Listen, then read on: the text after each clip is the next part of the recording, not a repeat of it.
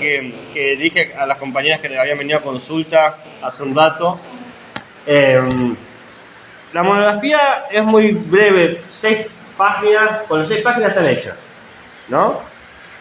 Cuando yo pido que sea la reconstrucción de las ideas principales, no es hacer una lista de supermercado con lista 1, idea 2, idea 3, idea 4, sino explicar esas ideas.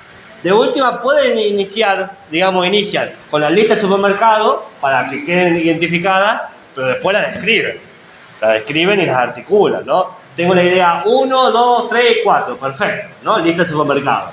Ahora, la 1, ¿qué quiere decir? Y quiere decir bla, bla, bla, bla, bla. Y la 2, bueno, bla, bla, bla, bla. Y la 3, bla. Y la 1 se conecta con la 2 de esta manera, o con la 3, o la 1 está más conectada con la 4, ¿no? Y ahí explican las ideas centrales.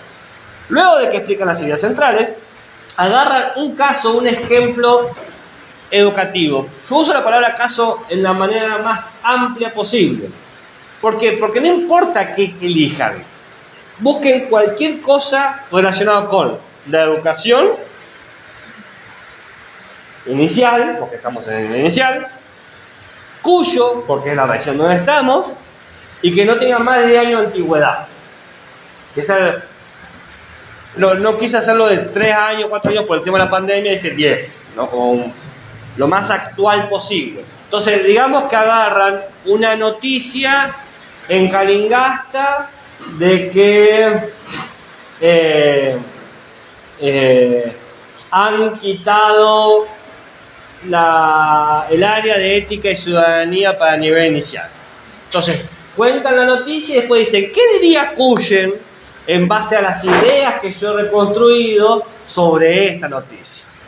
Ahora, no quieren noticias porque están cansadas de trabajar con noticias. Una ley, agarran una nueva resolución educativa del Ministerio de Educación Provincial de San Juan. Por ejemplo, este año el Ministerio de Educación Provincial de San Juan sacó una resolución que hacía obligatorio a partir del año que viene dar el sí.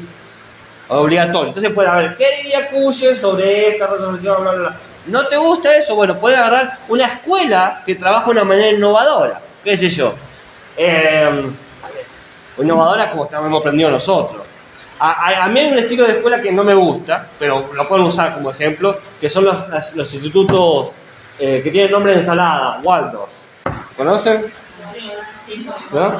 Bueno, a mí nunca me gustó. Yo estuve estudiando, accedí a los libros y a mí no me gustó, pero bueno, no importa, es una cosa mía.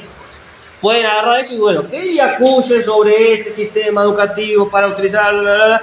Entonces, cualquier cosa del área educativa inicial de Cuyo 10 años, esto es a prueba de balas, porque eligen ustedes las ideas principales, eligen ustedes el ejemplo, las relaciones las tienen precocinadas.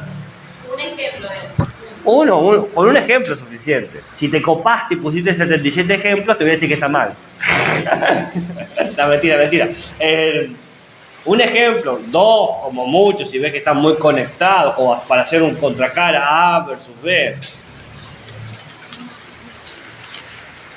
Y me pueden enviar los borradores para que los vaya leyendo, los comente. Ya han demostrado que saben escribir, ya han demostrado que saben argumentar, así que todas las cosas que me puedan llegar a decir, es muy difícil, mentira, porque yo ya los evalué y ya vi que podía.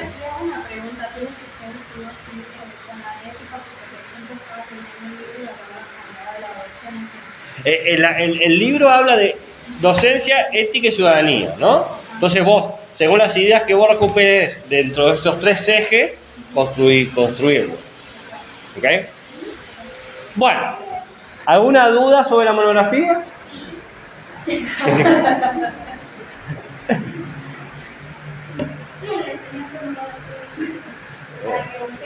Mis profesores,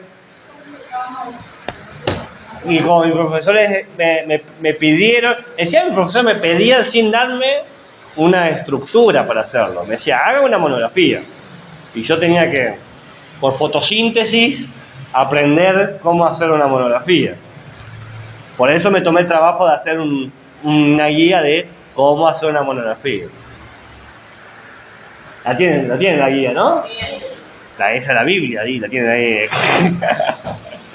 Bueno, Dicho eso, yo le había comentado que dentro de esta materia había un grupo de clases que eran destinadas a hacer contenidos que luego ustedes tenían que transferir, hacer una transposición didáctica hacia las salas que trabajarán después, y había un pequeño número de clases con contenidos que eran para ustedes, para que ustedes sean mejores profesionales desde, o por lo menos desde, la ética y ciudadanía. Teníamos la primera clase que fue como el glosario de términos, que eso era muy general, como para darnos una noción a todos de poder leer los textos. Y ahora viene la otra clase. Esta clase está orientada a que ustedes puedan tener una comprensión de qué es el maltrato infantil y que tengan herramientas para poder identificarlo dentro de la sala y que tengan un conocimiento de qué hacer y qué deben hacer si lo identifican, ¿no? Esta es la coda de dos clases que yo le había dicho que ya le íbamos a hablar. ¿Recuerdan cuando hablábamos de los derechos del niño, niña, adolescente? Que es que acá hay un artículo sobre el abuso, que lo vamos a ver más adelante.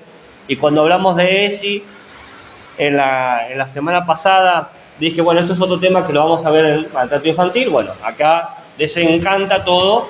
Y cerramos el ciclo de todos los contenidos que yo fui dejando en, ¿cómo se dice? En un corchito pinchadito con un papelito.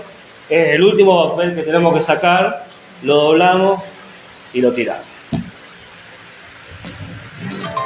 Para esto tengo que empezar con datos crudos.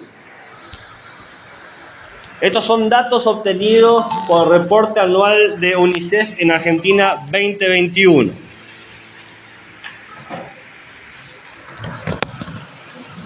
A su vez, estos datos están atravesados por el dossier estadístico del INDEC, también del 2021. Es decir, he cruzado los datos porque algunas categorías no estaban en un informe y otras sí. Entonces, para poder abarcar todos estos datos, he tenido que apelar a estos informes.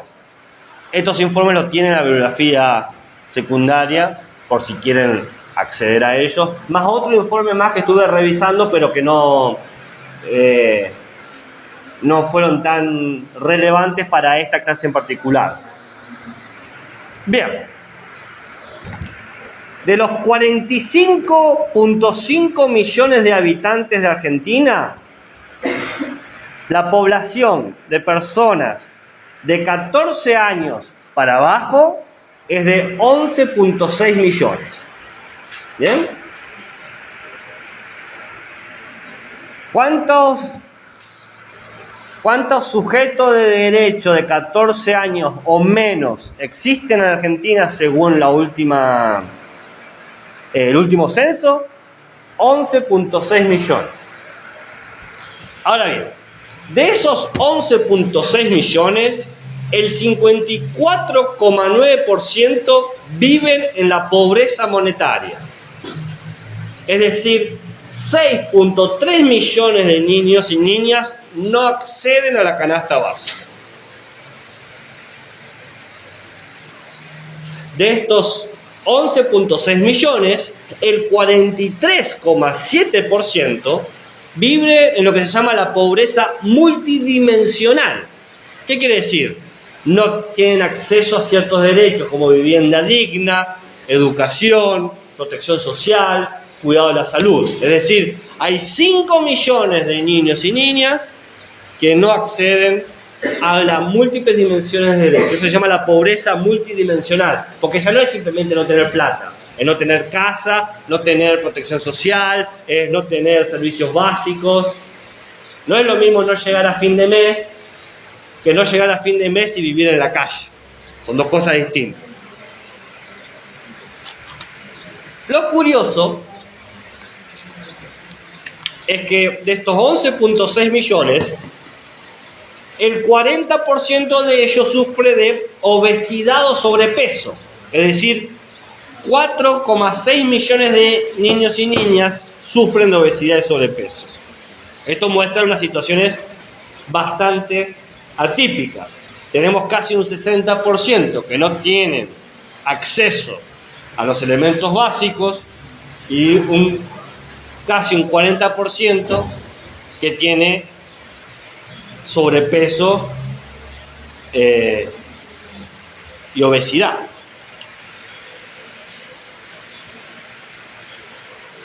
Tengo más datos. Esto para dar un paneo de por qué es necesaria una clase sobre maltrato infantil. De los 11,6 millones de niños y adolescentes, la media de mortalidad infantil es que de cada 10.000 nacidos, 990 mueren. En San Juan, la tasa es la mitad. De cada 10.000 nacidos, 590 mueren. Eso se llama mortalidad infantil, es una tasa. Esa mortalidad infantil se tiene que entender de múltiples maneras. Puede ser por problemas de la gestación, dificultades en el parto, pero también puede ser por problemas sociales, económicos, accidentes. ¿Bien?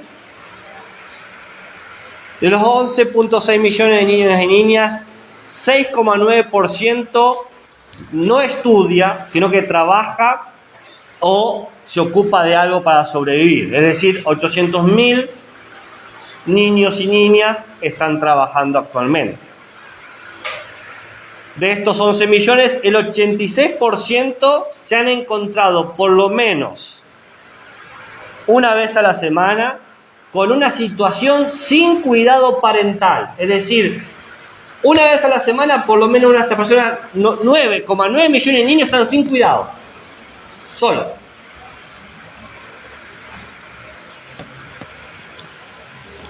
Esto es diferente según la edad. Por ejemplo, de la edad que nos preocupa a nosotros, de 0 a 5 años, representa el 24%. Es decir, 2,7 millones de niños y niñas de entre 0 y 5 años, al menos una vez a la semana, están solos en su hogar. Imagínense lo que puede pasar en una situación como esa. Entre 6 y 12 años, la cifra crece, 3,9 millones. Y de 17 años a 18, ¿no? De 13 a 18 años, es 3,5 millones de años. De toda esta cifra que yo le he dado, se ha detectado que por lo menos 9.000 niños están sin cuidado parental completamente. Están casi todos los días, todo el tiempo solos.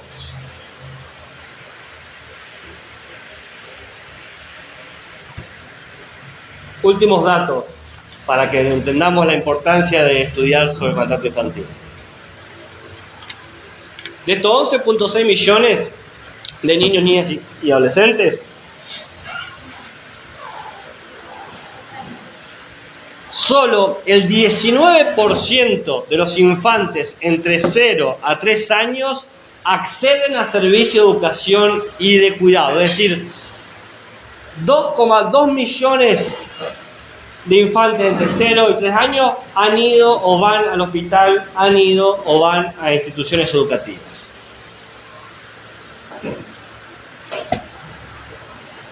Como verán, las cifras son de por más alarmantes. Porque vos no podés tener 11,6 millones de personas y solamente el 20% de esas personas tener satisfechas sus derechos educativos, alimenticios, ¿no? De salud. Y estos no son números que inventé yo, están en los servicios estadísticos del año pasado. Siempre están un año tarde, o sea, en el 2023 va a ser el 2022, ¿no? Porque, bueno. Acá hay un par de datos más interesantes como para cerrar. De estos 11,6 millones de niños, el 53% sufre violencia y maltrato infantil. Es decir, de todos los niños y niñas de Argentina, 6.1 millón ha sufrido violencia y maltrato infantil. Y un 19%, 2,2 millones, han sufrido abuso sexual. Entonces, las cifras son claramente alarmantes. Y las cifras no mejoran. Porque esta cifra que yo les presento del 2021, yo vengo hace 8 años dando ética y ciudadanía acá. Y todos los años traigo los nuevos informes. Y los informes, en vez de bajar, siempre están subiendo. Pero no suben para bien. No suben que, tenemos más gente que está egresada. No, suben en el sentido de más situaciones de maltrato, de abandono, de situación de calle, de abuso, etcétera, etcétera, etcétera. ¿Qué quiere decir esto? Que no podemos hacer nada, que se ha escapado totalmente de nuestras manos, que la partida está perdida, que nos quedemos cómodos con los que llegan hasta la sala de 5 y digamos, bueno, qué bueno que llegaste vos y sobreviviste a la carrera de la selección natural argentina. No. Lo que tenemos que hacer es aprender a identificarlos en la sala y a realizar los protocolos que ya existen, porque muchos de los problemas de maltrato infantil se pueden resolver si se activaran los protocolos que están existiendo. Y se pueden activar, pasa que muchas veces uno no sabe qué hacer. ¿Qué hago cuando me encuentro con tal cosa? Esta clase es para darle a ustedes herramientas de saber qué hacer y poder identificarlo. No van a poder resolver todos los problemas del mundo, pero quizás puedan resolver el problema de su sala, y eso ya va a resolver la vida de 20 personas. No sé. ¿Me entienden? Ahora, ¿qué cuerno en el maltrato infantil? Porque, claro, vengo hablando de maltrato infantil esto, que te maltrata esto, el maltrato por allá. ¿Y qué es maltrato infantil? ¿Estoy grabando la clase? Sí. Bueno, el maltrato infantil va a aludir o señalar siempre a situaciones que perjudiquen a la salud física o psicológica del niño ni adolescente.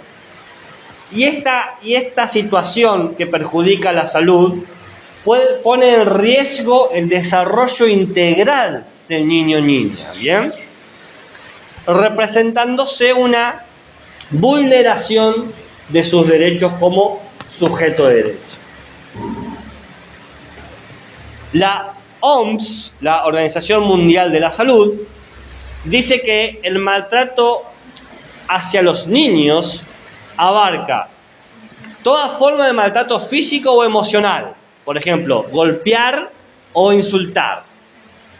El abuso sexual, que es utilizar al sujeto de derecho infantil para la gratificación sexual del adulto. El abandono, es decir, dejarlo sin cuidado. El trato negligente, por ejemplo, no sé si conocen lo que se llama el síndrome del bebé sacudido.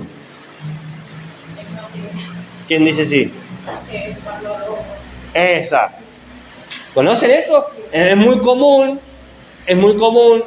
que muchos padres y madres con inexperticia y que no tengan baja tolerancia a la frustración, que el bebé llore y grite y lo sacudan.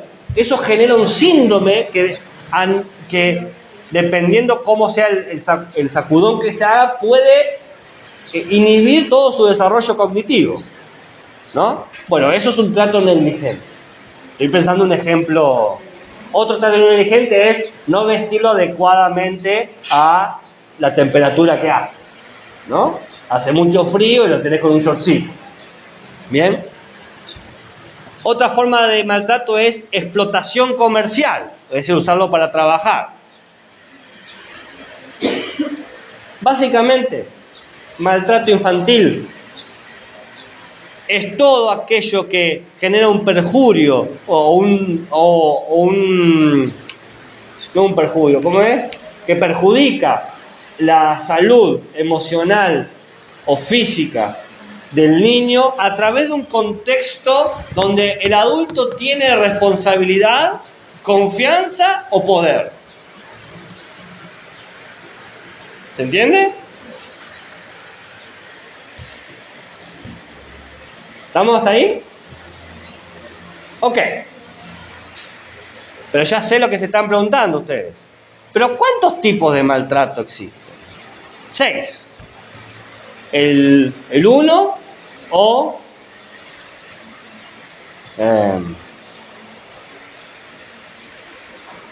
cuarto de helado, el 2 o Fernet con cola, el 3 o ¿qué puede ser?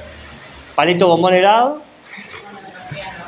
Bueno, el 4 o monografía, el 5 el licuado de frutilla y el 6 y pizza. Ok. Entonces vamos con el primero o cuarto helado. También lo vamos a llamar maltrato físico activo. El primero, cuarto helado o físico activo. ¿Qué tipo de maltrato del físico activo? Bueno, es cualquier agresión física de padres, cuidadores o instituciones que generan un daño físico, que ponen en un en un riesgo físico al infante. Implica siempre el uso de la fuerza. Por ejemplo, el castigo físico severo, como golpearlo, ¿no? O agresiones más deliberadas y atenuadas, como empujarlo o tirarle la oreja, ¿no? Yo sé que cada vez que uso uno de estos ejemplos puedo generar cierto debate, porque no falta el que diga: a mí me golpearon de chiquito y salí bien. A mí también me golpearon de chiquito y yo sé que no salí bien. Uno puede creer que un buen golpe en el momento acomoda las ideas, pero si se ha llevado que el infante llega a un punto tal, el problema viene de otro lado. El infante no hace nada que no haya aprendido, porque los infantes aprenden por imitación. Entonces, cualquier agresión física es una agresión. Después, ese era el físico activo, el 1. El 2, ¿qué era? ¿Fernet con cola? ¿Sí? Fernet con cola es maltrato físico pasivo, también llamado negligente o mediante el abandono. ¿Qué es? Es no atender las necesidades básicas del infante. Por ejemplo, no darle la comida, no darle una cama, ¿no? Es pasivo porque no le estoy golpeando, pero no estoy protegiendo su cuerpo. ¿Qué decir? Habla más fuerte, por favor. El ventilador no me deja escuchar. Le hace falta necesidad básica. Es que el ventilador no me hace llegar la voz. El tercer tipo de maltrato es el psicológico activo. ¿El tercer tipo cuál era? ¿Habíamos dicho? No. Palito bombón helado. Así se lo van a terminar acordando, ¿no? El psicológico activo tiene que ver con el hostigamiento verbal, ¿no? Destruir sistemáticamente mediante palabras el autoestima del infante. Sos un tonto, sos un tarado, sos un idiota, ¿no? Y estoy haciendo suavecito. Uno puede pensar cosas más terribles, qué sé yo. Por culpa tuya mi vida se fue al caño, no sé. Sí. Esto genera a largo plazo trastornos emocionales, sociales, intelectuales. Está más que demostrado. Después está, ahora sí, el 4, la monografía, el maltrato psicológico pasivo, también llamado el abandono emocional, que es cuando el adulto, el tutor o el responsable descuida las necesidades de amor, de afecto, de seguridad del niño o niña. Esto tiene unas cosas muy terribles porque genera un distanciamiento, una ausencia de emociones, ¿no? Papi, te quiero, y nunca le responde nada, ¿no? Ese es el abandono emocional. Este es nuevo, antes no estaba catalogado y ahora sí, que es, ¿cómo habíamos dicho el 5? El licuado, bien ahí. Siempre alguien se acuerda de las cosas. Se llama, tiene dos nombres.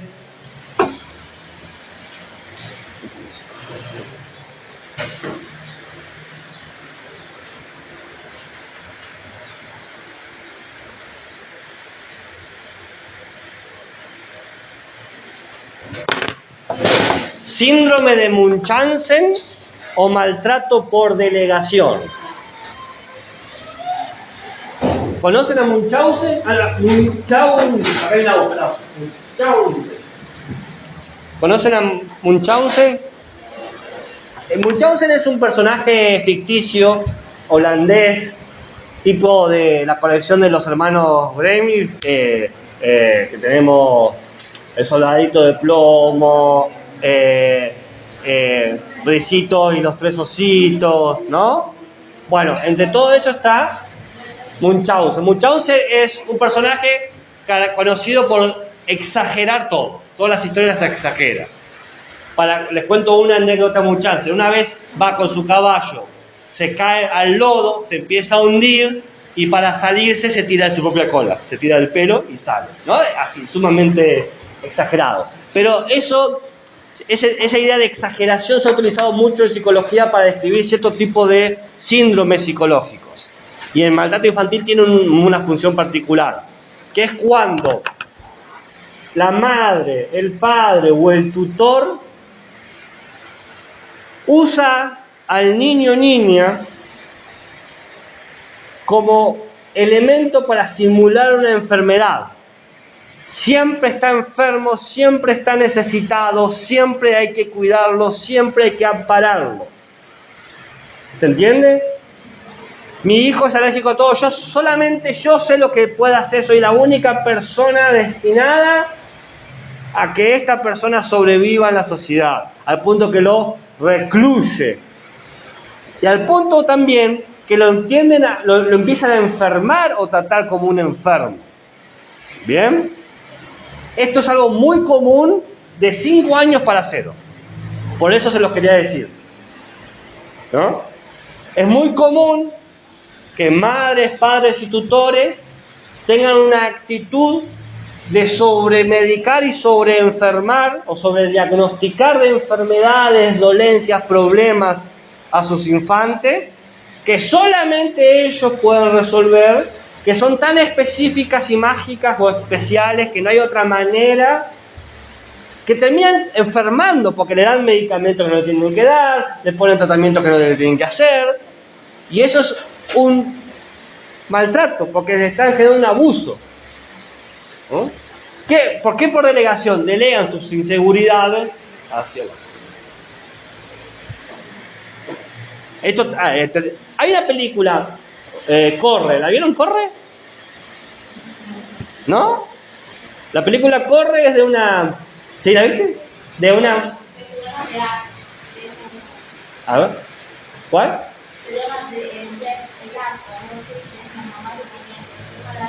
¿Qué está en silla de ruedas?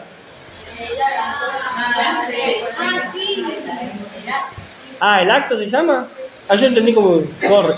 No, porque cuando describe la enfermedad dice que está siempre en silla de ruedas, pero porque la está enfermando continuamente. Bueno, eso es el síndrome de Munchausen. Pasa que ahí está en extremo porque ya es adulto. Ya es adulta, bueno, adolescente en realidad, no es adulto. Bien. Que al final ella le termina haciendo lo mismo. O sea, la película tiene como más de 2 años, nadie me puede decir que haya sido. Y por último, el maltrato, el 6, ¿cuál es el 6? La pizza. Este es el más delicado, que es el abuso sexual. Es una categoría aparte, porque yo sé que uno se puede preguntar, pero el abuso sexual no entraría como en lo físico activo, por ejemplo. No, porque incluye toda una dimensión aparte de daños y violencias que lamentablemente ameritan ser una categoría aparte. Porque no se agota simplemente en una cuestión física. Entonces el abuso sexual es siempre cualquier búsqueda o obtención de placer sexual con un niño, niña o adolescente por parte de un adulto. No es necesario que exista la relación física para que sea considerado como un abuso. Porque el niño o niña puede ser utilizado como un medio para la estimulación sexual. Por ejemplo, acá voy a hablar de cosas cada vez más crudas, así que si quieren que yo corte de hablar, que paren, me dicen, no hay problema. Antes usaba las estadísticas con proyector, ahora he decidido dejarlo, no, nunca con imágenes, con estadísticas. Pero bueno, he aprendido que quizás es más práctico decirlo y cualquiera que quiera ver las estadísticas que vaya a los textos que le he dicho. Una forma de... ¿Por qué no tiene que ver el contacto físico necesariamente? Porque se puede desnudar al niño o niña y el adulto obtener gratificación sexual a partir de eso. ¿Se entiende? O sea, no hay un contacto como tal, pero es un abuso. ¿Ok? Y esto tiene todo un mar de subcategorías de violencia. Violación, incesto, tocar al niño o niña con ropa, tocar al niño o niño sin ropa, permitir que el niño o niña toque al adulto, ¿bien? Exhibir los órganos sexuales al niño o niña, realizar un acto masturbatorio en frente del niño o niña o masturbar al niño o niña. O sea, hay toda una gama enorme de situaciones de este tipo. Por eso no es... También mencionarle, no solamente el animal, sino también es abuso. También, no, sí. Al decirle cosas, por ejemplo, qué lindo X tenés, ¿no? O tratar de comunicarse con una cuestión seductora a un niño o niño adolescente es parte del abuso sexual. Exactamente. Usar a los niños para producir material pornográfico, lo que sea. Como verán, el abuso sexual merece estar en su categoría aparte por la complejidad que incorpora. Ahora, ¿estamos hasta acá? ¿Se entendieron las 6 categorías? Esta 6ª categoría, el abuso sexual,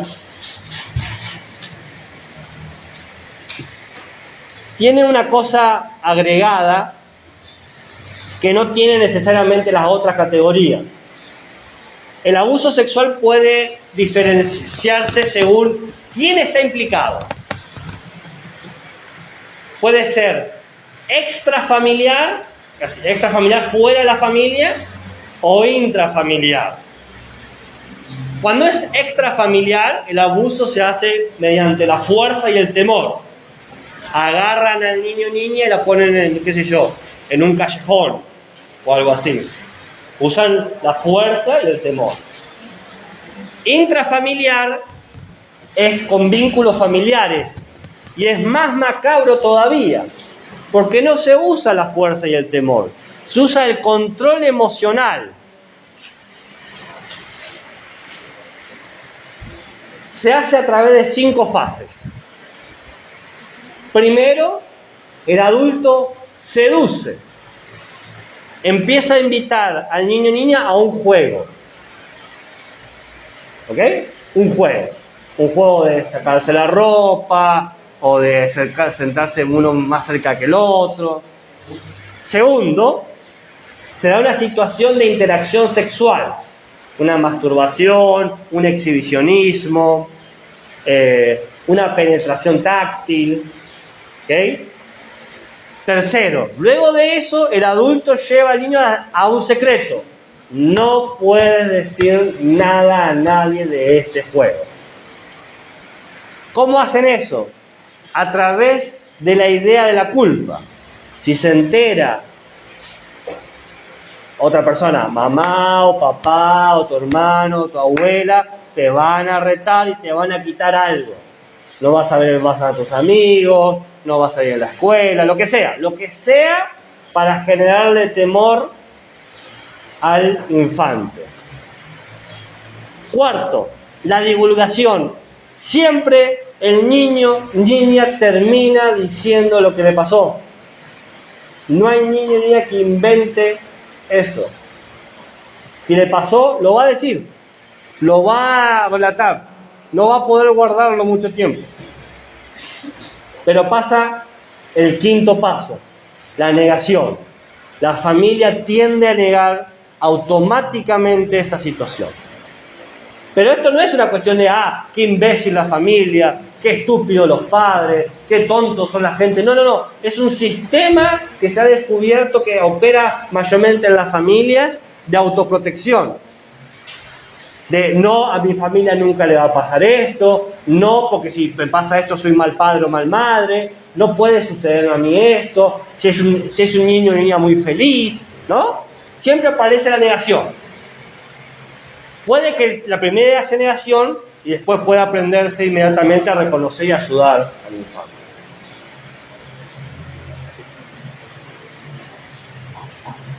¿Estamos hasta acá?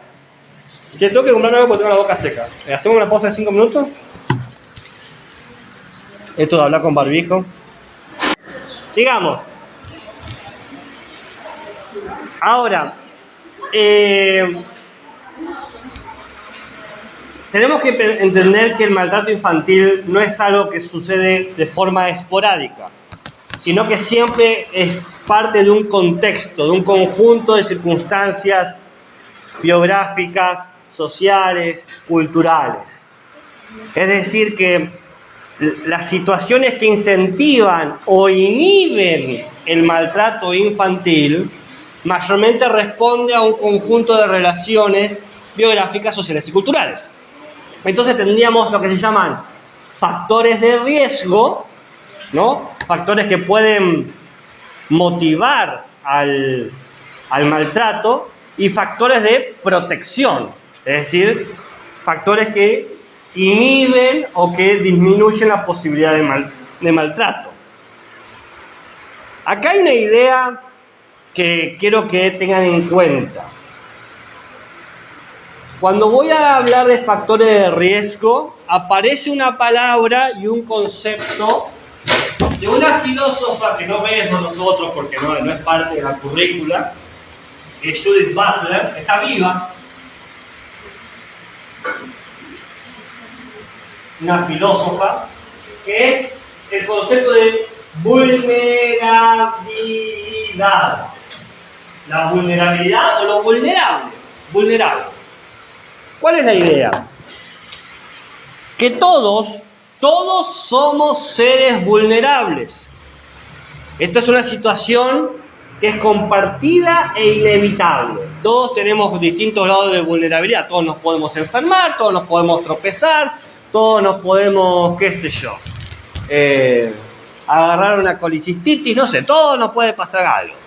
Eso es nuestra situación de vulnerabilidad. Pero sabemos que no todos somos vulnerables a las mismas cosas. Quizás vos sos alérgico al polen, y otra persona no es alérgico al polen. Entonces, esa persona es vulnerable al polen. Eso es la vulnerabilidad. Pero hay un segundo nivel, que es lo precario. Precariedad. La precariedad. La precariedad. Claro, precariedad es otra cosa. Precariedad. La precariedad es el hecho de generar un aumento en la vulnerabilidad del otro. Es aumentar el riesgo al sufrimiento.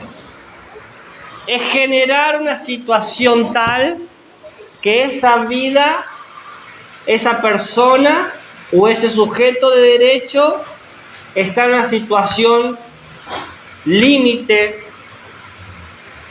para ser violentada. Por ejemplo, ¿quién está en mayor situación de precariedad? ¿Gabriel con gripe en su casa o un vagabundo con gripe debajo de un puente? Claro, porque va a tener mayor dificultad para resolver esa situación. Su vulnerabilidad, en este caso, estar engripado, se aumentó por un montonazo de circunstancias que hace.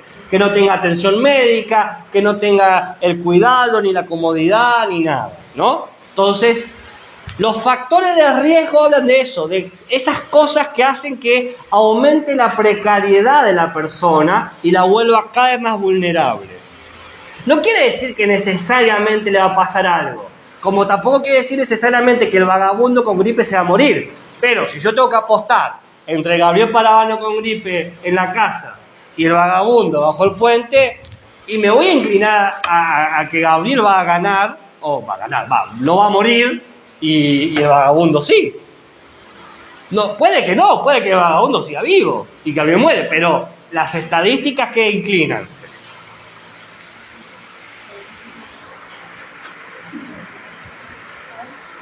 En contraposición, mientras más reducimos las circunstancias de precariedad, nos volvemos menos vulnerables. Por lo tanto, se dan factores de protección. Que yo esté más protegido no quiere decir necesariamente que no me vaya a pasar, pero sí quiere decir que mis posibilidades se reducen. ¿Se entiende? Entonces, cuando yo hablo del contexto del maltrato infantil y de que existen factores de riesgo y factores de protección, no estoy diciendo que, por cumplir este factor de riesgo, listo, estás abusado. O por cumplir este factor de protección, listo, estás protegido. No. Habla de las posibilidades y probabilidades de que se experimente esto. ¿Se entiende? ¿Se comprende? Bueno.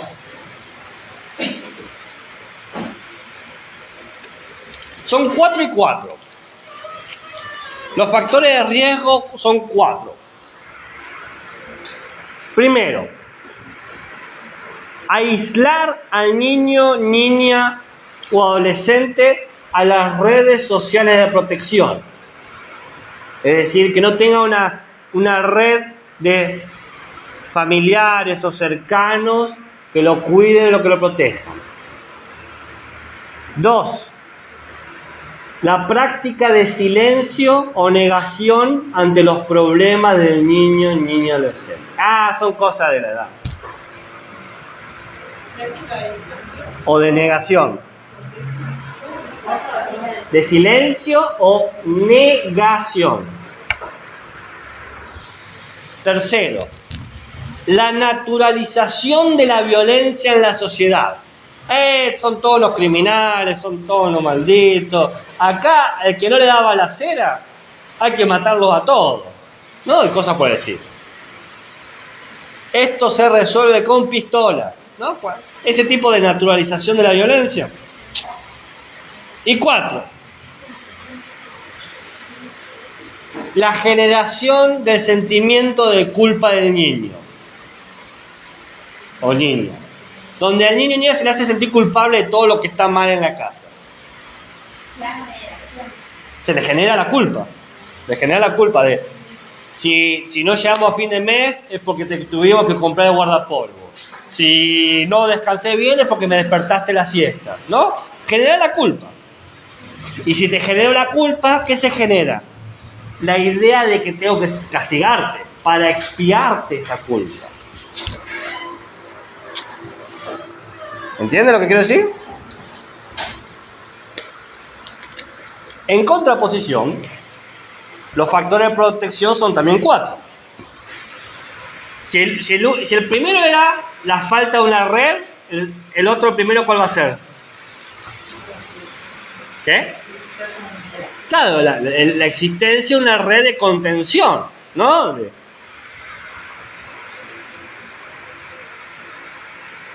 Si el segundo es el silencio, la negación, de riesgo, en la protección va a ser la presencia constante del adulto tratando de ser reparadora y significativa en el niño y niña.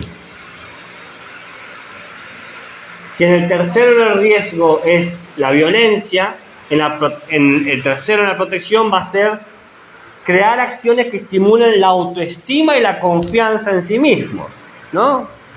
Evitar la idea de la fuerza como mecanismo de solución de las cuestiones.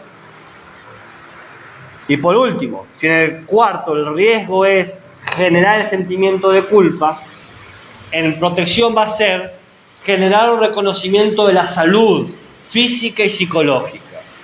Que el niño aprenda a ser consciente de que es importante que esté bien física y psicológicamente. ¡Ah! ¡Qué difícil hacer eso!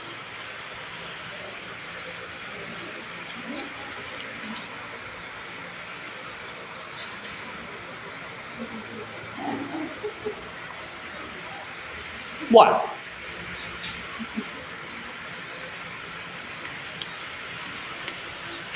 ¿Por qué,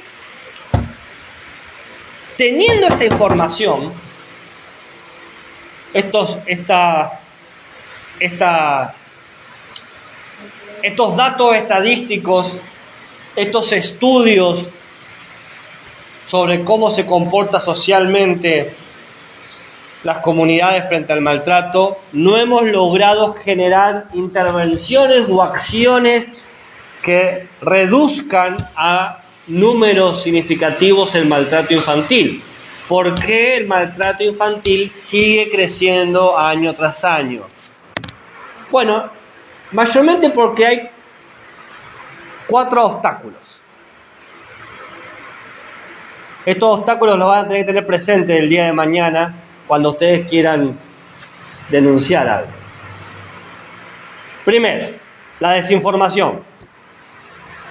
No está muy claro la idea de cuáles son las acciones que se tienen que tener en cuenta como maltrato, ni tampoco está muy claro cuáles son las conductas del niño o niña para decir, esto es maltrato, esto no. Porque hay unas que son súper claras. Vos ves al padre con un palo que le pega la pierna y decís, bueno, esos son maltratos infantiles, eso es claro. Pero hay otras que rayan en la ambigüedad dentro de nuestra cultura y que nos cuesta discernir. Que la mamá le grite o el papá le dice, es maltrato, no es maltrato. Entonces, esa desinformación de no poder reconocer esos puntos precisos ha llevado a que sea difícil señalarlo y cuando se identifica es demasiado tarde, cuando es el palo en la pierna. Cuando uno lo ve al niño y dice, no vamos a comer ahora, ¿es maltrato, no? ¿Cómo sería ese no vas a comer ahora? Cuando no se educan a los niños, pues se porta mal, se hace algo malo. Y le dicen, no, ahora no vamos a comer porque están todos comiendo. Prohibirle el alimento a un niño es maltrato. ¿Cómo? Tu deber como sujeto responsable, suponiendo en este caso que sea un familiar tuyo, es que se alimente, ¿no? Un reto puede ser de otro estilo en este caso. Prohibirle o demorarle el acceso a un juego o a un cierto otro divertimento, pero negarle, anularle completamente por 24 horas no comer, por 2, por 6 horas no comer. O sea, yo pasan 2 horas sin comer y me enojo y soy un adulto racional. A un infante le puede hacer todo un trauma eso. Trauma que puede desencadenarse en síndromes metabólicos o síndromes de ¿cómo se dice? No es ingesta de alimenticios, que puede llevar desde anorexias a obesidades, ¿no? ¿Bien? Pensaste que no iba a tener respuesta. No sé, acá respuesta para todo. Segundo obstáculo, el pacto de silencio. Mayormente el agresor lleva a la víctima, es decir, el violento, a quien ha sido violentado, a un silencio, a través de un ejercicio de poder, aislándola, impidiendo que se junte con otras personas, o encubriendo los hechos. Llega el infante con un moretón, se cayó. ¿No? Esto se puede resolver, estos obstáculos, entre todo, informando adecuadamente, que es un poco lo que estamos haciendo, y siempre creando un espacio de diálogo. Pero los otros dos obstáculos son los más difíciles de vencer. El tercero es la falta de apoyo institucional. Las instituciones no nos apoyan como docentes cuando queremos señalar problemas de maltrato. No se quieren comprometer, no se quieren quedar pegados. Y muchos docentes no se quieren quedar pegados con ese procedimiento, porque no creen que la institución lo respalde. Frente a esto, habría que educar a la institución y a los dirigentes de la institución para que recuerden que el maltrato infantil es una violación de los derechos humanos, es una violación de los derechos del niño y adolescente, y es obligación por el artículo 67 de la ley 26.206, la ley de educación nacional, denunciarlo.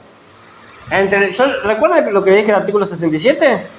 Yo dije, la ley 26.206, la ley de educación nacional, la que nos ampara a todos los giles que estamos acá, tiene un artículo que nos tiene que interesar a todos, el 67. ¿Por qué? Porque es la mitad de nuestros derechos. Cada vez que hablamos de, esto va contra mi derecho, quiero sueldo digno, todas esas cosas, eso lo podemos hacer porque está en esa ley. Pero esa ley, la otra mitad tiene las obligaciones.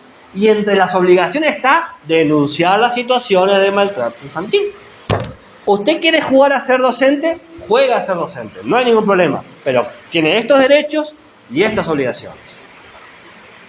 Y nuestra tarea es hacerle recordar a la institución eso. Y yo veo que me dicen ustedes, no le creo, imposible que el artículo 67 de la ley 26.206 lo diga. El docente debe proteger y garantizar los derechos de los niños y niñas adolescentes que se encuentran bajo su responsabilidad. Lo acabo de leer, de la ley. Desde la ley asume eso. Entonces, ante el tercer obstáculo, el problema institucional, tenemos que obligar a la institución a cumplir la ley. Decimos, mira, acá dice esto la ley. No podés decir no quiero aplicarlo, porque si no quiero aplicarlo, a usted lo voy a tener que denunciar al Ministerio de Educación.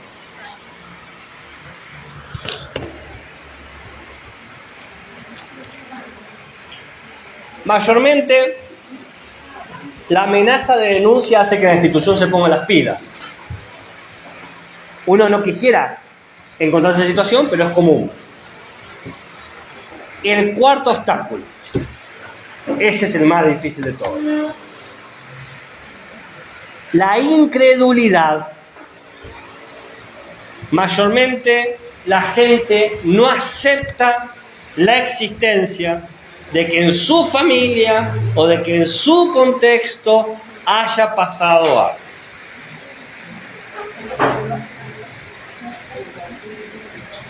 Muchas veces ha pasado que el niño o niña adolescente ha tratado de contar y no le han creído o no lo han escuchado. Así que sucede una cosa muy rara, que es una segunda victimización.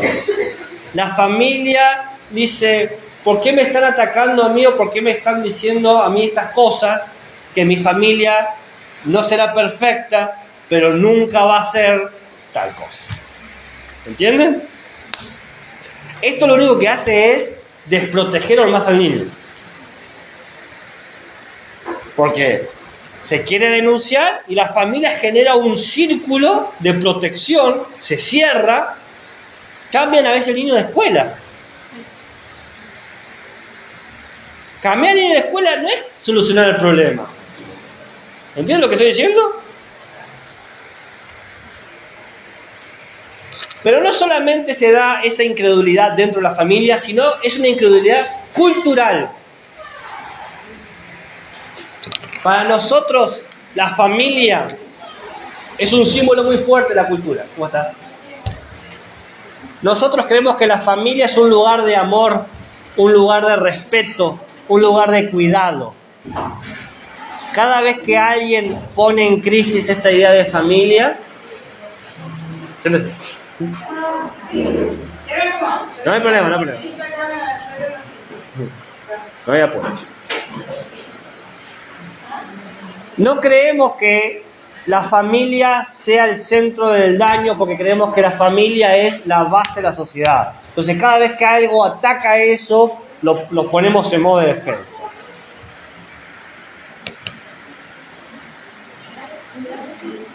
Encima pasa algo más con la incredulidad. Decimos, pero no parece ser una persona abusiva o violenta. ¿No? ¿Nunca escucharon eso? El tema es que no hay un prototipo del violento. Bueno, muy bien. Sí, estoy de acuerdo. Pero una cosa es tenerlo en teoría y otra cosa es cuando te señalen a un familiar es un abusivo. Si estamos listos para reconocerlo. Es más, las personas violentas nunca se reconocen como violentas.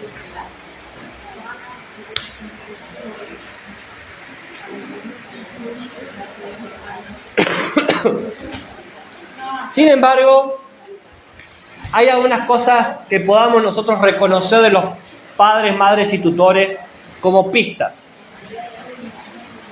Pistas para poder identificar si ustedes sospechan de que un niño, niña, adolescente sufrió un abuso, hay varias cosas para ver. Por el lado de madre, padre y tutor son las siguientes. ¿Okay? Por un lado, esta persona, madre, padre o tutor, tiene una mirada muy negativa sobre su familia. Esa puede ser una pista. No es que se van a dar todas por iguales, o una o la otra. ¿Okay? Critica siempre a la familia, que la familia es muy pesada, muy demandante, muy agotadora, bla, bla, bla, ¿no? ¿Se entiende? Segundo, la persona tiene baja autoestima, de personalidad débil o insegura, y quiere probar constantemente de que vale algo. Que es más inteligente, que es más fuerte, que es más rápido, que tiene más plata, que su hijo es el mejor, algo tiene que probar. Tercero, percibe al otro, y mayormente al otro familiar, como un objeto de su propiedad. Es mi mujer, es mi hijo, tengo el derecho de hacer con ellos lo que yo quiero. No, lo que acabo de decir. Son pistas. Y cuarto, promueve el aislamiento. No quiere que se conecten nunca la familia con los otros círculos sociales. Manuel no puede ir al cumpleaños, no vaya. No vaya a la fiesta. No, los abuelos no vienen el día de la familia. ¿No?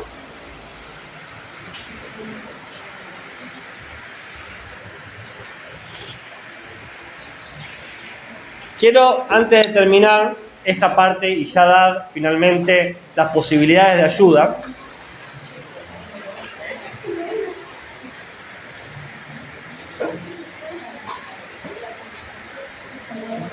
señalar algunos mitos. Unos mitos que se han construido y que hacen que todavía que haya mayor incredulidad, que la gente no crea en el maltrato infantil. Primer mito: el maltrato se da en clases sociales bajas. Mentira. Eso es una mentira. Puede que en algunas circunstancias la pobreza sea un factor de riesgo, pero nunca es determinante.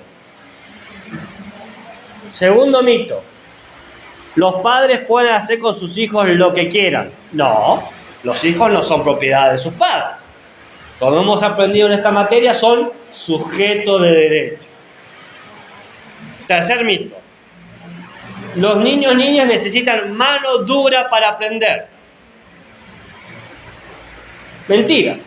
La violencia siempre ha obstaculizado el pensamiento, el conocimiento y hasta el desarrollo del lenguaje hablado. Encima no genera mayor comprensión, sino desconfianza.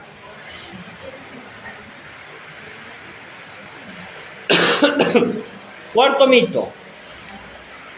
La naturaleza humana lleva a los padres a cuidar instintivamente a sus hijos. Mentira. La maternidad y la paternidad son culturalmente construidas, no es algo natural. Distintas sociedades, distintas culturas, en distintos tiempos tienen distintas ideas de paternidad y de maternidad.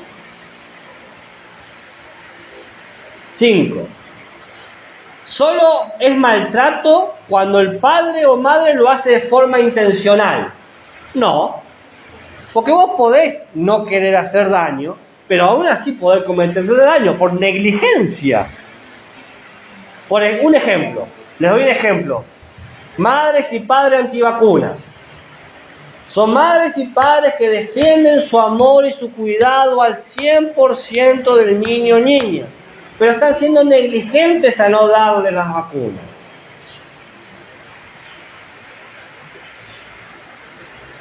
Sexto mito. Solo si los daños son visibles y graves, podemos hacer algo para intervenir. Mentira, no. Cualquier situación de maltrato amerita intervención. No es, tengo que ver que le salga el ojo por la cuenca. No, tiene que ser...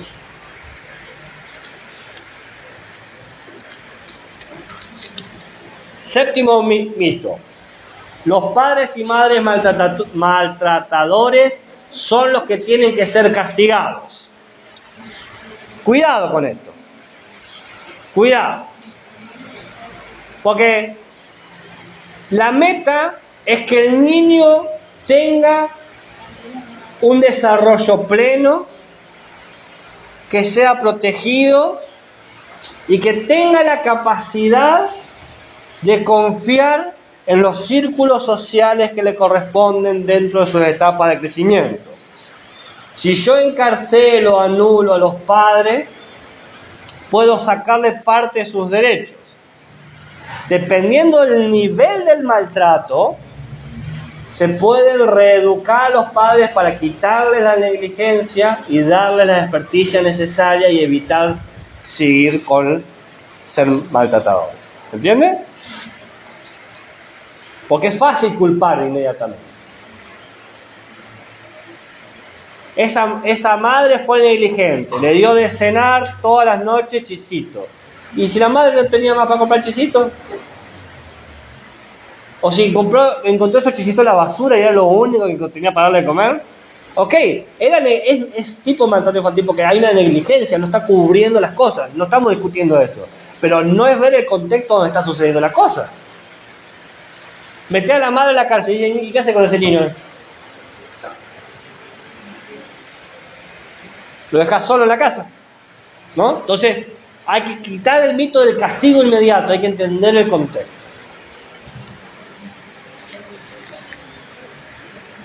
Octavo mito. Las denuncias no resuelven nada y son peor para el chico o la chica.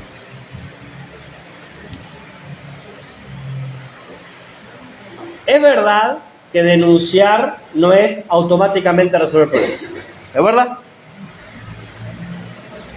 Pero acá la idea no es simplemente denunciar, sino ofrecer una intervención colaborativa desde la policía, el hospital, la escuela, los servicios de ayuda social, etc. No es simplemente la denuncia y que pase a judiciales.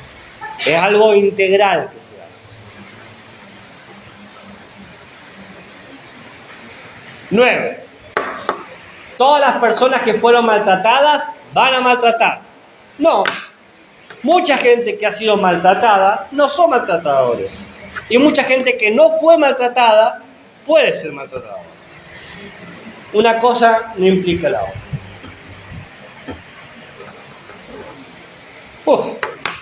¿Estamos que estamos? Bueno,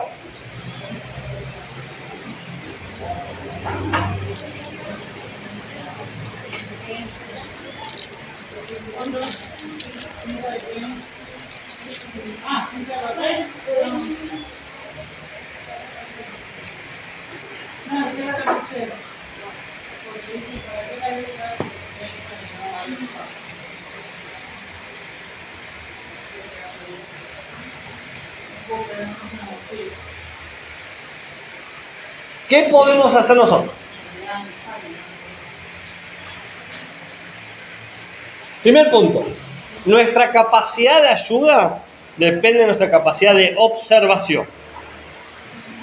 Tenemos que ser capaces de observar, de identificar,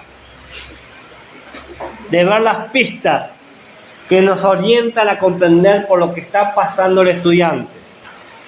Puede tratarse de señales físicas, puede tratarse de señales conductuales o hasta de actitudes. Un solo indicador por sí mismo no es maltrato o no es evidencia, pero les tiene que servir para ponerse una alerta. ¿Bien? Cuando empiezan a sospechar de una situación de maltrato, observen al estudiante que consideran que está siendo maltratado en distintas situaciones, en la sala, en el recreo, al entrar a la escuela, al salir de la escuela, cómo responde a las interacciones con los pares, otros docentes, otros estudiantes, madre, padre, tutores, familiares. Traten de conseguir información de la vida familiar. ¿Qué hacen los fines de semana, la familia? A la tarde cuando no están en la sala, con quién está, ¿no? Aparte de eso, tenemos un listado de indicadores físicos e indicadores conductuales. Los físicos pueden ser magulladuras reiteradas, es decir, cada tanto aparecen moretones y moretones y moretones. Mordeduras, dientes mordidos. Quemaduras, ¿ok? Dificultad para defecar o controlar los esfínteres si ya logró o ya estaría en la edad para controlar los esfínteres. ¿Bien? Aclaro esto porque nosotros trabajamos de 5 a 6, 4 meses. ¿4 meses? ¿6 meses? 45 días. 45 días, ahí está. De 5 a 45 días. Exactamente. Entonces, a 45 días uno no puede esperar un control de los esfínteres. Dificultad para andar o sentarse si ya, por ejemplo, aprendió a gatear y de repente ven un retroceso. ¿Bien? Y después, más obvio, dolores abdominales, vaginales o anales. Esas son más evidentes y más terribles. Conductuales. Bueno, cambios significativos en su conducta. Por ejemplo, de ser pasivo a ser hostil, ¿no? O tener una conducta sumamente retraída. O antisocial, no quiere estar con nadie más a su alrededor. Quizás ya con 4 años, conductas agresivas frente a sus compañeros o robar a sus compañeros, etc.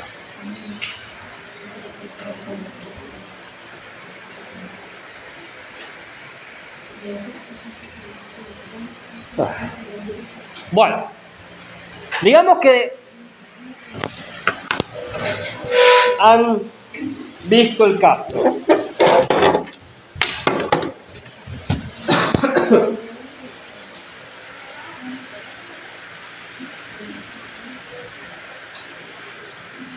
¿Qué hacemos? Punto 1. Evaluamos la situación. ¿Qué quiere decir eso? Acá es donde hacemos la observación que yo había señalado recién. Buscamos las pistas físicas o psicológicas. Hacemos consulta con pares o con la institución, es decir, directivos, etcétera, y invitamos a una entrevista a los padres para señalar las cosas que nos están preocupando. ¿Bien? A partir de esto, se abren dos caminos.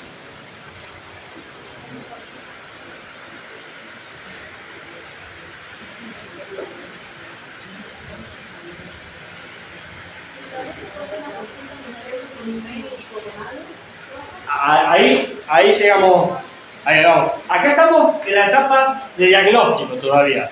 Estábamos sospechando, vimos cosas raras que no nos cerraban, empezamos a seguir, nos pareció coherente hablar con la institución, hubo una entrevista con los padres, ¿no? Y ahí se abren dos caminos. Nos persuadimos de que hay un maltrato leve, o nos persuadimos de que hay un maltrato grave.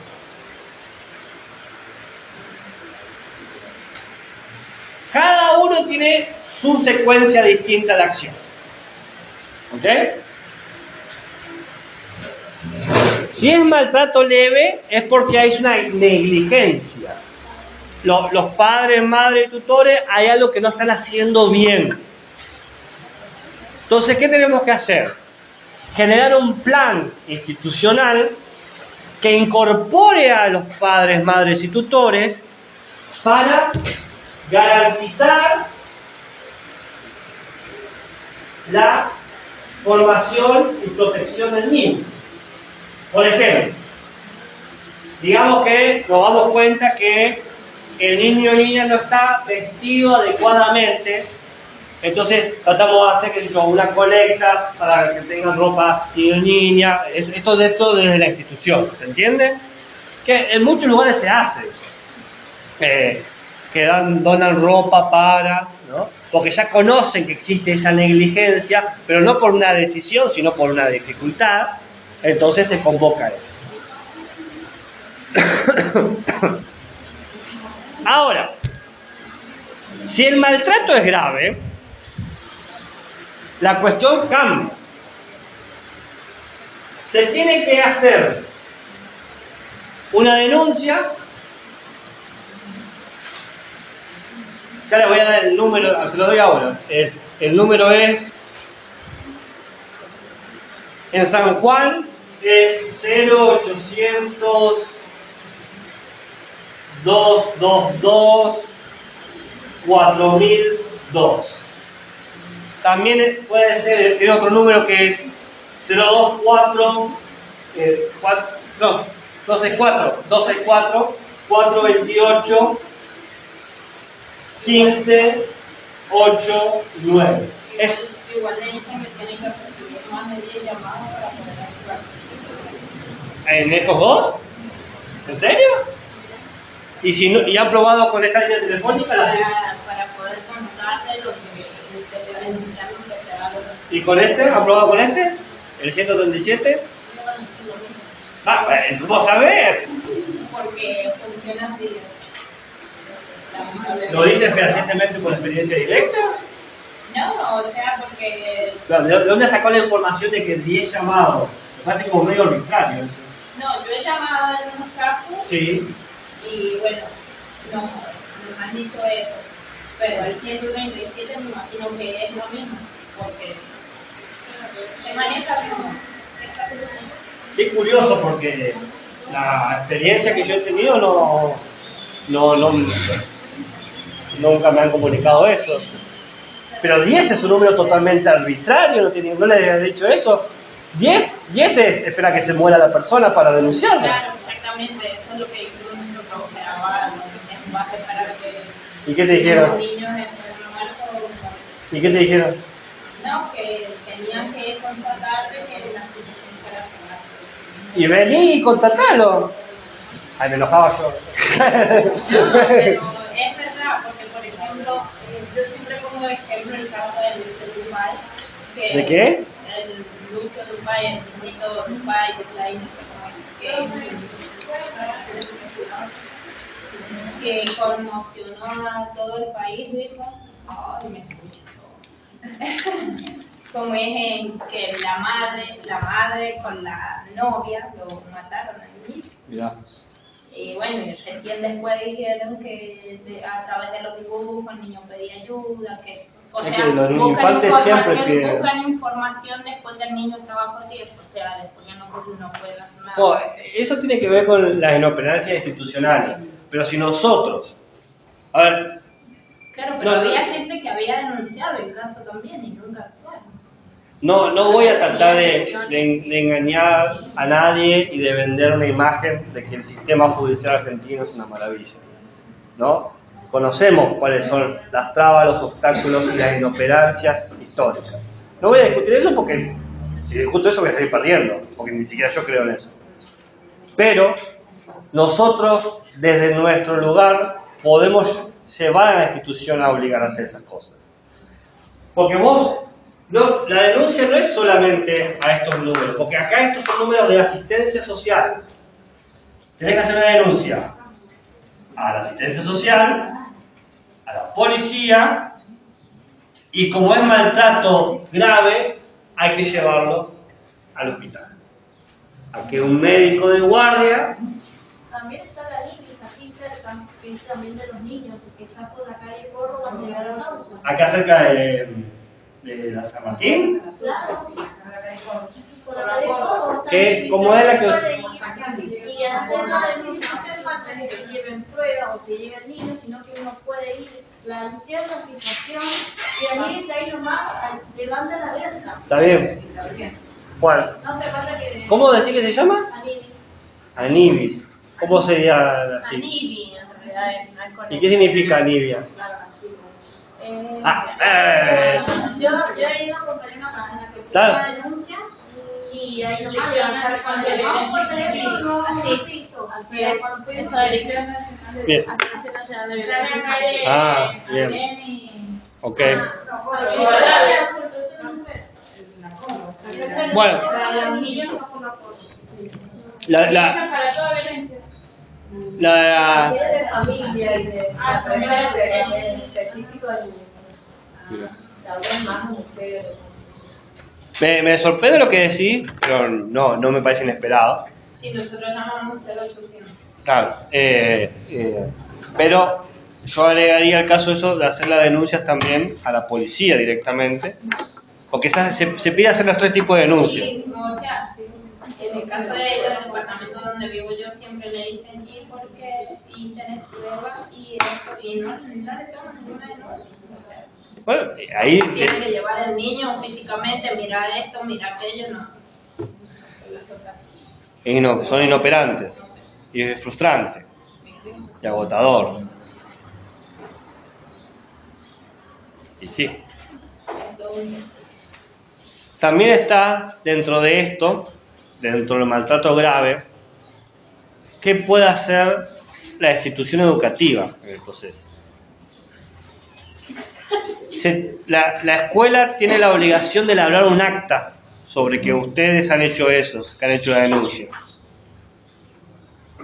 Y está obligada la escuela a informarla. No puede decidir no hacerlo. No puede decir la escuela, no, yo no quiero, no, vos tenés que hacerlo. Porque ¿qué ley y qué artículo lo dice? 26.206 artículos 60. Muy bien.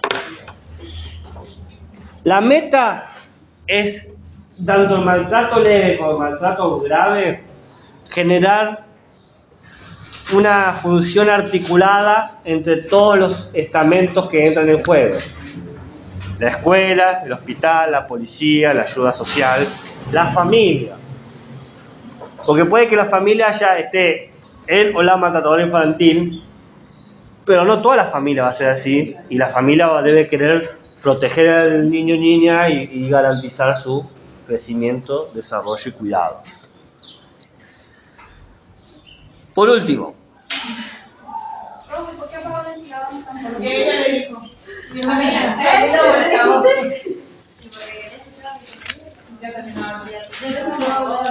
ya me senté, párese ustedes.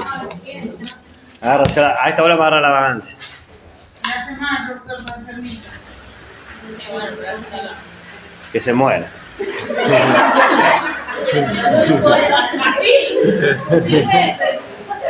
no, bueno. Y la más que se muera, pero bueno.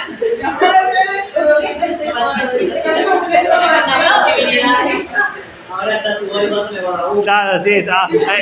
He compensado. 50-50. Esto que le voy a decir, Tengo que pensar en mí, para no calor. Nada de pelear en otro. Nada de poder. esto que le voy a decir es aplicable para cuando los estudiantes han podido ya generar un tipo de articulación del habla ante bebés, lo tiene que ver directamente un médico, ¿no? Disculpe, profesor, le voy a hacer una consulta. ¿Qué acción podría tomar yo, por ejemplo? Mi hija vino un día diciéndome que un profesor había hecho un maltrato físico hacia su compañero. O sea, estaba en una discusión de la materia y resulta que el profesor le hacía así. O sea, le decía, ¿quién se cree? Y así, con el dedo así pulsando. Entonces, luego de eso, le dije que, ¿por qué se quedaron callados? Le dije. Podrían haber firmado y mostrárselo a la directora para que hubiera versión del profesor, o podría haber llamado al profesor. Y dice, nos quedamos callados, dice, porque no sabía, dice, se puso en la puerta, dice, no podíamos salir. No había forma de salir. Entonces, yo dije, pero tendría que haber seleccionado después, aunque sea. La cuestión es que este profesor sigue con la misma postura, pero no hay acción de ningún. Luego se dijo que al chico lo cambiaron por el profesor, lo cambiaron de turno al taller. Claro, él estaba en un taller en cierto lugar, entonces lo pasaron al Se puede denunciar eso. Eso se puede denunciar. Profe, yo creo que en varios casos se calla. Por ejemplo, yo estoy en la práctica, en la primera etapa, en CDI, hablaban de que la auxiliar, que era una señora grande, le había pegado una cachetada a uno de los nenes porque era muy agresivo, porque no tenía límites, y entonces la había insultado, le estaba pateando todo, y como que ella salió a la cortina y le pegó una cachetada. Y las mujeres se quedaron calladas. Y dijo que la coordinadora no lo sabía. Nos contaron a nosotras, porque estaba en de Fátima, conmigo, nos contaron a nosotras, pero como que quedábamos ahí, nadie dijo nada. Se quedó entre ellos. Eso tiene que ver con lo que dije al principio. ¿Por qué se crea incredulidad sobre los maltratos infantiles? Porque se crea un sistema de protección donde no se quiere divulgar. Y los docentes pensamos que nos vamos a quedar pegados con algo. Pero se terminan volviendo cómplices. Eso le dije yo a mi hija. Terminaron siendo cómplices No. porque no le dijeron nada, entonces se quedaron El infante, a ser menor de edad, en ese sentido no está siendo cómplice. Está bajo el poder del docente. No es cómplice. Tiene terror a que le pase lo mismo. Entonces, ayer fue Pepito, mañana puedo ser yo. ¿No?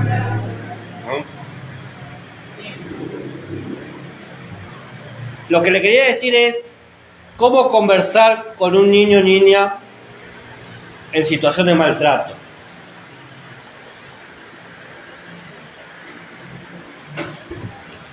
Tengan en cuenta que lo que van a hablar con el estudiante va a ser desde el tránsito una situación sumamente traumática, por lo cual ustedes van a tener que hablar con la mayor calidez y el mayor respeto posible, aceptando los silencios de quien habla y acercándonos hasta que esa persona nos lo permita. Traten de crear barreras físicas entre la persona que habla a ustedes, sentados frente a frente sin una mesa por medio, por ejemplo. Evite todo el tiempo de dar manifestaciones de desagrado o reprobación de lo que diga, como, ¿cómo te pasó eso? Nunca hagan eso. Ustedes no están ahí ni para juzgar, ni para evaluar, están ahí para contener a la persona. Y le tienen que decir a la persona, lo que me vas a decir va a ser una conversación privada y personal, pero si yo considero que es necesario para tu bienestar, se lo voy a informar a otras personas que te van a ayudar. ¿Ok? No le digan, decímelo a mí que no lo voy a decir, porque eso es un problemón. Y tampoco le digan, yo te lo voy a resolver, porque no lo saben si lo van a resolver. Una cosa es una cosa, otra cosa es otra cosa. Si necesita o si lo desea, dígale que esté con algún compañero de confianza o alguien que le dé seguridad. Traten de adaptar el vocabulario, lo que hablan, al vocabulario de el niño. ¿Bien? No critiquen ni hagan juicios al agresor o al niño. No digan, este es un canalla, vos estás bien, o vos también, ¿cómo te vestís así? No, nada. La idea es que relate. No le piden que muestre sus lesiones, no piden que muestre sus magulladuras. Para eso va a estar el médico o médica que lo va a atender personalmente. Eviten conmoverse. Ustedes están conteniendo, no tienen que ser contenidos. O sea, el que está haciendo el trabajo ahora de contención ahí son ustedes, ¿no? Lo que pueden decirle es reafirmarle que no es culpable de lo que pasó y que hizo bien en contar lo que ha contado. ¿Okay? Siempre sean sinceros en todo momento con lo que está pasando. Le explican las situaciones futuras. Por ejemplo, esto que hemos hablado lo vamos a elaborar en un acta. Estas reuniones siempre se elaboran en un acta, ¿no? El día tanto, se juntó una persona tanto, y se habló de esto. Evalúen ustedes el nivel de maltrato y hagan la denuncia pertinente. Denuncia a este número, a la policía, y llevarlo al hospital diciendo, tengo un estudiante con sospecha de abuso infantil, necesito una revisión. ¿Ok? Se hace la revisión y le dan un acta donde el hospital ya tiene cómo llenarla, que dice, se encontró el paciente tanto, bla, bla, bla, que... ¿Bien? Lo último, ustedes, al ser los docentes que detectan esto, se convierten en testigos. Están obligados luego a testificar en un juicio. Pero lo bueno es que no están obligados a testificar mostrando su identidad. Pueden testificar sin declarar su identidad. Aclaro esto porque a veces a uno le da miedo. ¿Qué pasa si viene alguien familiar a querer pegarme con un palo en la cabeza?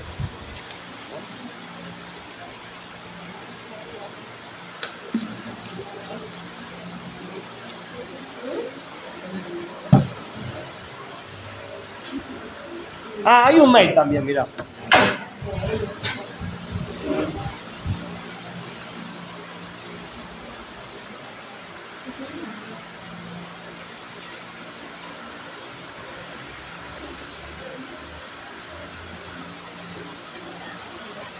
Tenemos el 0800, el teléfono de San Juan, la línea directa, esto es un WhatsApp. 113-133-1000 y un mail bicontravio@jus.gov.ar.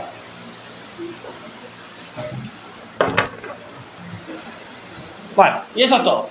¿Alguna duda, pregunta, interrogante, comentario, insulto, nota al pie, crítica constructiva, crítica destructiva, color? ¿Habían pensado una vez en estas cosas? No, profe, nosotros estamos comentando con respecto a esto, lo de la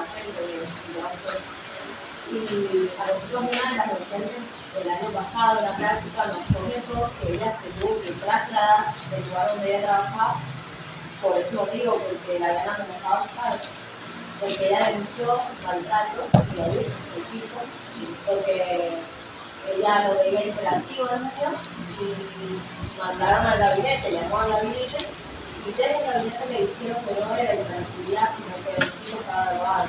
Porque le después, cuando le cuentan las fechas, que mi padrastro vendía droga y era acá, era la China, trabajaba en la centro, y él era el que lo mandaba a la casa del chico y el nene repartía la droga de los chicos. Todo eso le pasó al nene a la ausente y ella denunció y los padres A la policía. Sí, los padres. ¿Y le hicieron lo llevaron al nene al hospital? Sí, ella se cambió de institución y hasta tuvo que cambiarse de casa porque tenía miedo que la habían dejado. ¿Habían llevado al nene al hospital para hacerle...? Dice que ella desde el gabinete los manejadores de ahí, digamos, como más legal y para ella también se ve un poco más de seguridad y ella se fue directamente porque la habían dejado que a la salida del hijo porque todo significaba era muy complicado. Ella podría pedir escolta policial.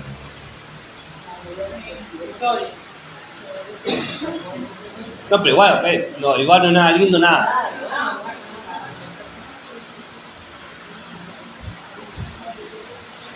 Yo viví un caso también con este año en el primer proyecto de la práctica, que bueno, nosotros estábamos trabajando con la directora y un niñito también con se agarró con una casa así, se puso a patear las puertas y entre cuatro no lo podíamos encontrar. Oh. Así que llamaron a los padres y bueno, y vino el padre y la madre y el padre agarró y lo agarró y fue el niñito. Oh. Le dice estas cosas acá no, y ahí le dice a la directora, no dice, lo soltás porque acá no lo vas a tratar. Así que la madre lo agarró y se lo llevó al niño. Pero después ellos comentaban que el problema estaba en el niño, y le digo yo, quizás no esté en el niño, quizás que esté pidiendo ayuda, claro. Y fíjense la acción también que hagan. De cada uno de los padres. El padre, porque quizás ese niño está sufriendo violencia, algo de casa. Bueno, porque si el tipo viene y tiene esta reacción hacia adelante de la directora y no, claro. Pero fíjate ahí cómo es la ignorancia institucional para cómo actuar. Ustedes se están enterando de esto acá en el tercer año de la carrera, y en la medida que estamos hablando me salen los ejemplos de cosas que han visto, y muchas veces viene de la propia inoperancia de la institución, de que no sabe qué hacer, porque ignora totalmente lo que hay que hacer, y la ignorancia hace que perviva el mal, el daño, el abuso, el mal, no como un demonio, ¿no? El mal hacia el niño. Claro, pero yo pensaba en que nosotras que vamos a ser maestras de los niños tenemos que tener más psicología de la carrera para poder estudiar al niño, saber cómo actúan en esas situaciones. Claro. Nosotros tenemos eso. O sea, llegamos a la salita, vemos un niño que sufre abuso y no lo vamos a saber entender porque no lo vamos a leer porque no sabemos nada de esas cosas. Claro.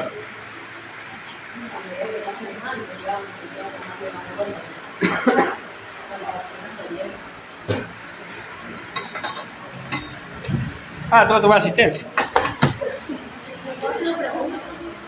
Me miré la hoja de la asistencia. ¿Querés entrar para hacer un...? ¿Qué pregunta? Entonces, le hago una consulta. Ya que ella me dijo antes.